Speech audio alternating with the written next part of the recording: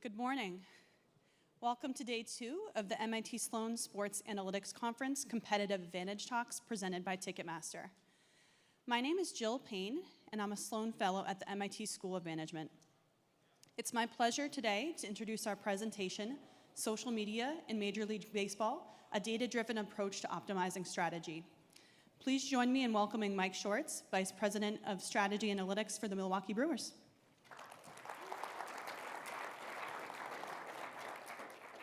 No, keep clapping. That was good. I like that. So hello, I am Mike Schwartz, Vice President of Strategy Analytics. Appreciate the introduction. And we are going to talk about social media today. So I'm going to preface this with this research was done between 2016 and 2017. So there are some things that have changed in the social media environment. It's a rapidly changing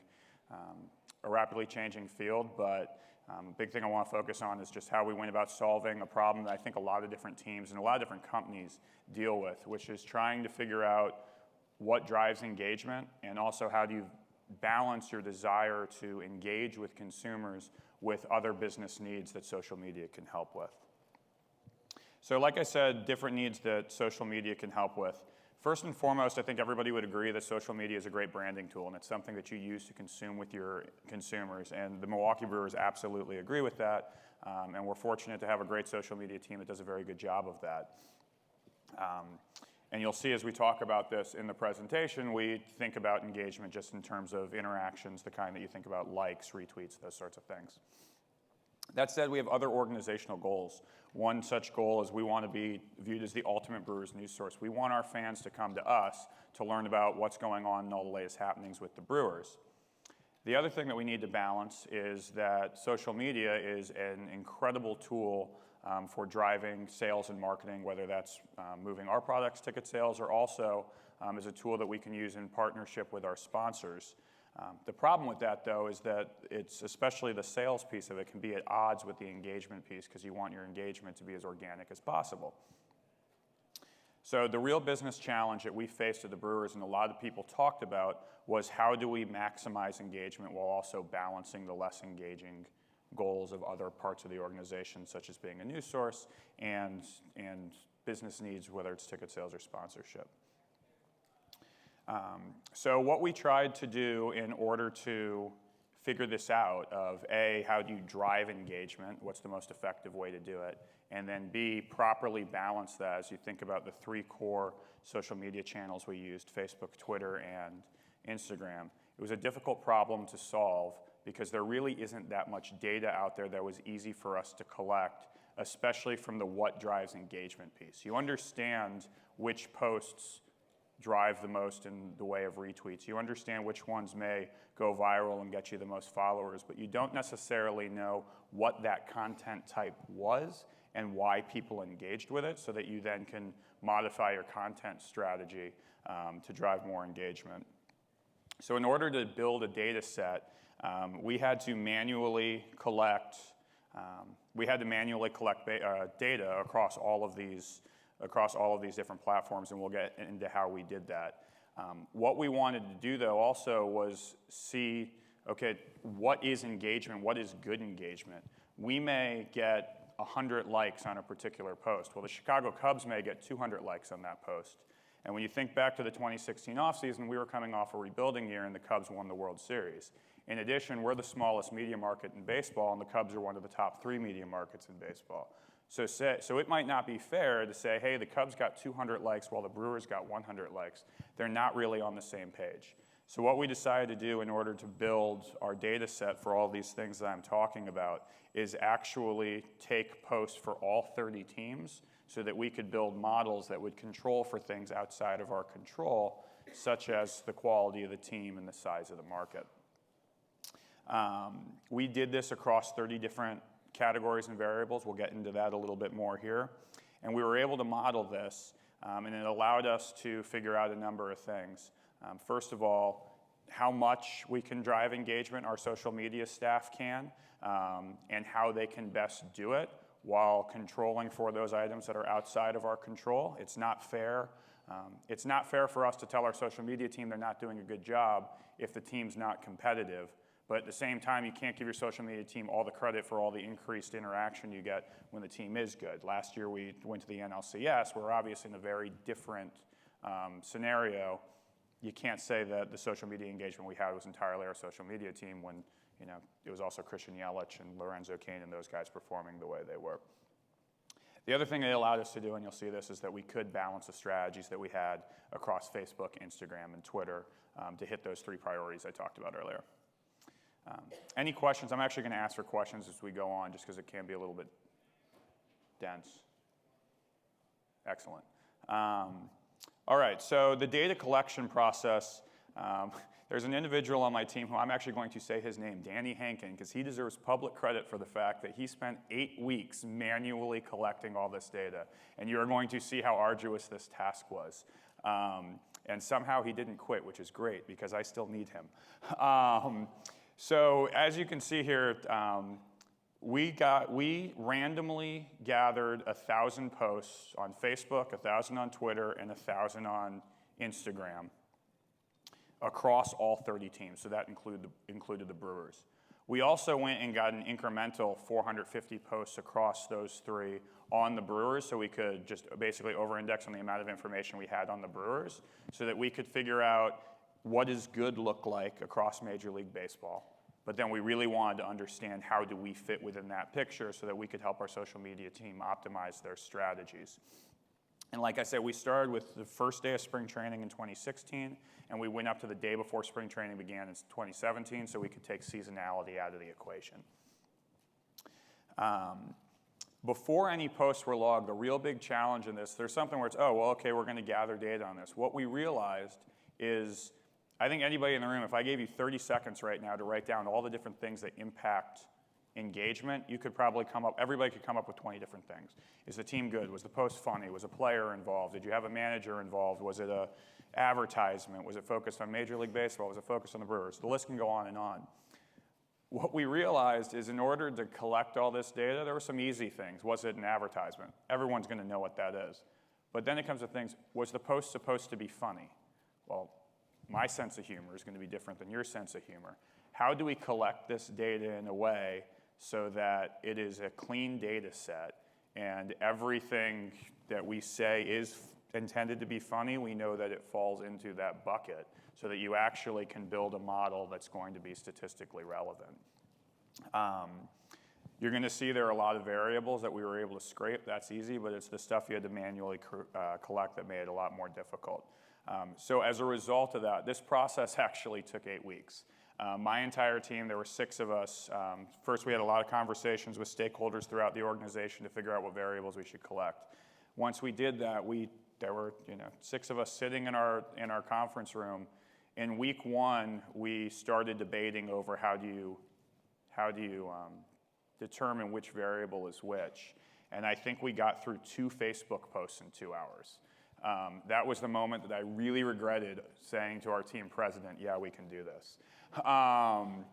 When we got to about week 3 and we got through about 20 posts and we realized everybody was on the same page, we knew that we could, the individual Danny I told you about, we could unleash him on going on the 45 or the 3,000 plus posts. So like I said, yeah, establishing definitions was crucial so that it could be consistent evaluation and analysis. So I don't know how many of you have been through this experience, but it feels really good when you're sitting in your hotel room before presenting at a national conference and you realize you made a really bad slide. That's what this one is. There are definitely better ways to do this, and spoiler alert, the next one's the same. I will just talk about this. The one thing that you can see from the back is just there are a lot of rows here of all the different buckets of data that we needed to incorporate into this. The first side was scrape data. That was pretty easy information. We're trying to figure out the quality of the team. You can do that with win-loss record. You can get MSA size of the city to figure out market size. You actually can collect a lot of information on the social media following of particular players on teams, which we'll talk about that in a little bit. That's actually incredibly important for a team in their ability to drive engagement. We have a player, Christian Yelich is really involved on social media, and we've seen a noticeable increase in our social media engagement because he has such a great following and things can go more viral with his followers. gathering information such as hashtags, gathering information of was it before, was it the day of a win, the day after a win, the day of a loss, those sorts of things. We scraped all that. The manually collected data, I'm going to get into a little bit more here in a second, though. That was actually that was where we had to spend the 8 weeks debating over things. Understanding what's the goal of the post. Is it something where you're trying to engage with your fans? Is it something that you're trying to inform them on something? Hey, the Milwaukee Brewers just signed Yasmani Grandal, something along those lines. Or are you trying to drive action? Are you trying to get somebody to buy tickets? Are you trying to get somebody to follow a link for a sponsor, whatever that might mean?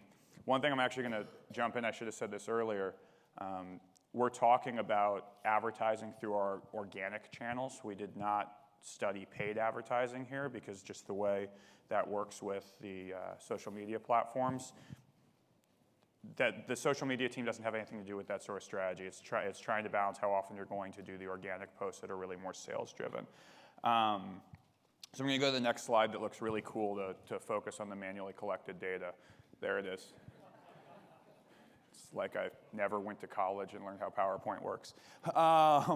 So the big point on showing this is actually, it's 4 pages from Microsoft Word, where it shows all of the different definitions that we had to put together so that all of the variables that you could use to identify how a social media post, the strategy behind the content of the social media post, you could tag it so that we then could build these models to see what's impactful and see what is not impactful. It started when we first had the list as less than 1 page in Microsoft Word, and I think the real big takeaway in this, for big picture for you guys working with data, is you are not always going to have clean data sets. Everybody understands that. Well, what's the process to actually build a data set so that you can figure out what you want to figure out? It took a large team, a collaborative approach, lots of productive arguing, and everything we did realizing that everything had to be mutually exclusive and collectively exhaustive. Because if it wasn't, the data was not going to be, ultimately the data wasn't going to be relevant for analysis. And we looked at a lot of different things, figuring out, like I said, whether it's driving brand equity or you're trying to drive news. We had some theories, our social media team, they wanted to test out. They were under the belief, hey, if our players aren't willing to volunteer to do videos or posts where we need to ask them for their time, so things outside of just taking pictures or videos of the game, it's going to be less engaging. So we tested things like that. You had people who believed that we needed to have really humanizing stories for people. So we looked into those sort of things. Is this something that gives you, kind of a peek behind the scenes, seeing what goes on in the clubhouse or seeing what goes on in the front office, things like that. There was a belief, hey, if we do things showing, front office executives, people are really going to get interesting. Spoiler alert, no one cares about people like me on social media. They want to see Christian Yelich. But we were looking at all these different things and collecting all this data so that we could build the model to figure out what is driving engagement. So to give you an example, of how we do this process. So let's take this post, for example, from August of 2016. Don't miss out on tonight's free shirt Friday at Miller Park. And it had a picture of Martin Maldonado wearing the shirt that we were giving away that night. So I'll just give you an example. This is what Danny had to do as he was sorting through all this, and he did this for all 4,500 posts that he, 3,000 plus posts that he did. So first, what's the goal of this? The goal is to drive action. We're trying to get somebody to buy tickets and attend a game. This isn't a brand engagement post. We specifically are telling you should buy tickets and come. As a result, the type of post, it's a team ad. It's not an equity building ad or an informational ad. The primary star here is the product. So this can give you an example of where you can get in debates. I think reasonable people can say the star of this ad is the player who's in it. People also could say the star of the ad is what you're trying to communicate, get to the game. Our decision was that the star of the ad was the product because we felt that is what we really want people to engage with, and that is going to drive them to behave the way we wanted them to behave, which is coming to the game. We talked about who were players or coaches involved based on what I was saying to you earlier. We know this is a current player. We'll do things with players like Robin Yount, and that can get different engagement than your current players are, so we need to make sure we're doing that. Broadcaster involvement. Bob Uecker is immensely popular in Milwaukee, so how is that going to interact versus interacting with players? Humanizing, no, it's just a basic post. Behind the scenes, no. I'm going to kind of start going through these fast here.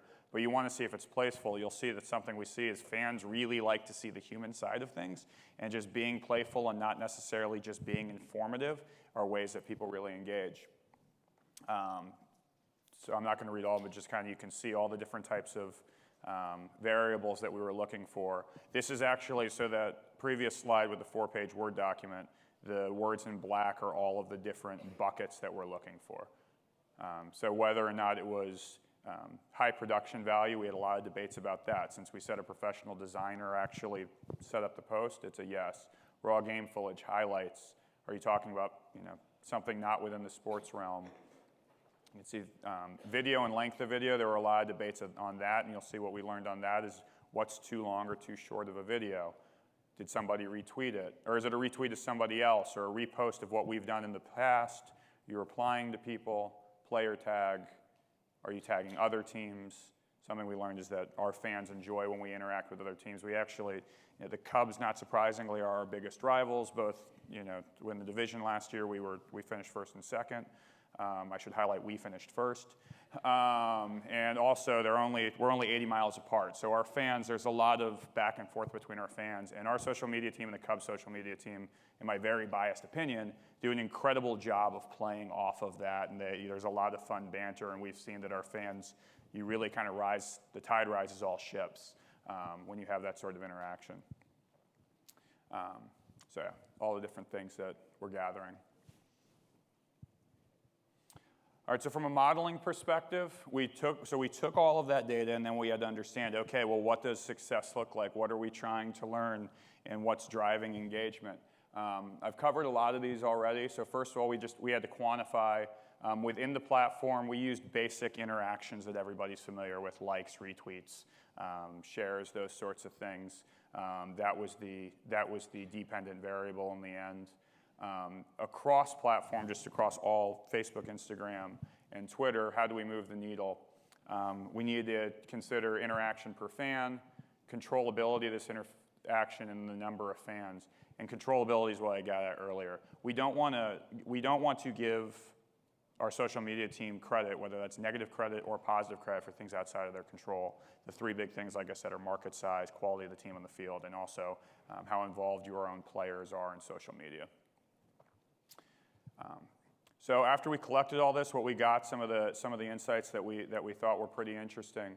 The first one that was surprising, so this chart here, what I want you to focus on, the y-axis, it was a very complex model, and we just have it on a 0 to 5 scale because it's easier to digest.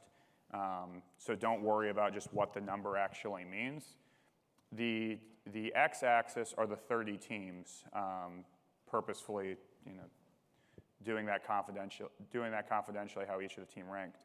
The big thing to notice, so the blue line is Facebook, the orange line is Instagram, and the gray line, which is basically hugging the 0 line, is Twitter. And what this is showing is, on the left, on the blue line, is how engaging the best team in baseball at Facebook was, versus the bottom, how the worst team in baseball on Facebook was, when you control for the things that I already talked about that are outside of the team's control. And what was really interesting is you can see in that blue line, there is a massive amount of the control that your social media team has on Facebook to drive engagement. So the talent and skill and the strategic decisions from a content perspective being made by your social media team can drive a big impact on Facebook. Now, you see it on Instagram, that line gets more flat, and it's even more flat on Twitter. Now, to be clear on Twitter, that doesn't mean you can't drive engagement, but this is shown just relationally. The big takeaway on this is that your social media team has much more of an opportunity to drive brand engagement on Facebook, less of an opportunity on Twitter. Well, that can lead to some really interesting strategic decisions of, if I'm trying to balance where I engage with my fans from a brand perspective, where I engage with my fans from a news perspective, and where I engage from my fans with a sales perspective, maybe it makes sense to save Facebook mostly for the branding content, but I can use Twitter as a really strong strategic tool as a news device, or I can use it as more of a sales mechanism. All three of them are driving our goals, but you just use each one in different ways. I know I'm running short on time here, so I want to give time for questions. Just some quick things on Facebook. Like I said, Facebook, basically the big takeaway was you have such an opportunity to drive creative engagement. Let Facebook be that tool in your overall playbook on how you're using your social media vehicles. Some interesting pieces we saw on drivers of engagement. If you look on the left, significant factors out of our control. We actually found in the model that the three big things I talked about, player involvement, win-loss record, and size of market, don't really have an impact on your overall Facebook engagement. So it makes sense why we saw what we saw, that Facebook is a much, you have more control over Facebook. We also saw some interesting things that were surprising. We used to post a lot of links on Facebook to send people to other websites to watch video. We found that that was a really, that fans did not like that, so we changed our strategy as a result of that. We also realized that if you post too much or too little on Facebook, you kind of need to be in the sweet spot or else you'll start losing followers. So we adjusted our strategies accordingly. We also noticed, internally we believe that if we were posting the day of a loss or the day after a loss, it could be hurting us. And we saw on Facebook and some other channels that actually wasn't really the case. The stuff on the bottom is what I talked about already, being a source of information or other business goals. Facebook makes a lot of sense for engagement, so we downplayed the delivering info piece. It's a very strong ticket sales tool, so you still need to do that, but you want to balance it because it's such a good content driver. Instagram we found similar to Facebook, just a little bit less so. You can drive a lot of engagement. It allows for a good balance of delivering news and delivering tickets as well. I apologize I'm going so fast here, but want to open the floor up. You saw some similar things. First of all, on the left, the things out of our control had a bigger impact, which makes sense. Something we saw is non-brewers hashtags. We actually always used to just do hashtag brewers, and we found this data that people really engage when you're doing more creative hashtags on that. So our content strategy changed as a result. We also found something that's not surprising is at the end of the day, people are coming. They're coming for highlights. They're coming for our core product. It is really cool to be up here and see all these phones go up every time I hit a button. And then finally, Twitter. Like I said, Twitter's still a great engagement tool, but we just realized in our strategic playbook, there's more of an opportunity to use that as a delivering news and being a news feed. And also it allows us, there's less of a penalty for advertising. So as a result, since fans are more willing to engage with advertising on Twitter, we want to use that as a strategic tool. A lot of this is a lot of the same things that we talked about. So tying it together, like I said, we had the three big goals of driving engagement, being the ultimate source of brewers' information, and balancing our business obligations. We found that Facebook and Instagram were the strongest platforms for engagement. Twitter was the strongest for being a news source. And ultimately, like I said, this was an 8-week process. A lot of effort had to go into this. So with that, 2 minutes for questions. On the graph of relative team performance by channel, did you normalize for the strength of social media teams per club? We did, yeah. So it's we wanted to normalize everything basically to make sure that we were taking the only things that we were considering. We were trying to just get down to the skill of the social media team. So anything that was outside of their control, we took it out. The question was if we normalized for the strength of social media teams when doing that analysis and building out that chart.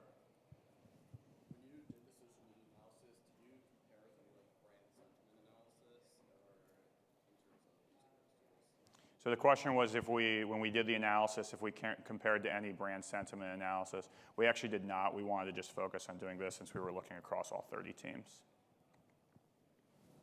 If you had to guess, what do you think has changed about this in the last 2 years? Great question. If I had to guess what's changed about this in the last 2 years.